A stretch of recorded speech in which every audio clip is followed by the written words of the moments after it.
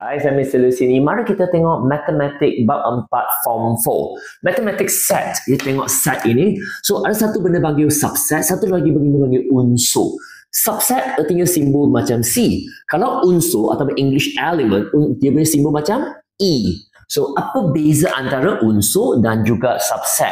So, kalau kita tengok soalan ini, ada set semester, dalam set A, dalam tu ada unsur 1, unsur 2. Titik bererti unsur, element. So, ini adalah unsur. So, macam mana nak guna unsur? 1 adalah unsur bagi set A. Ataupun 2 juga adalah unsur bagi set A. Kalaulah luar ada 3 contohnya, tapi 3 bukan ada dalam A. So, apa yang berlaku ialah 3 tu bukan unsur bagi set A. So, itu adalah unsur. Tapi sekarang saya nak tukar dia menjadi subset. Kalau nak tulis subset, you tulis begini. Kena tambah set. Notasi set 1, dia akan jadi subset bagi A. Atau bunyi bagi dia kurungan, betul tak? So, tutup dia, letak 2, juga tulis subset A. Nampak? Kalau ada notasi set, mesti kena guna subset.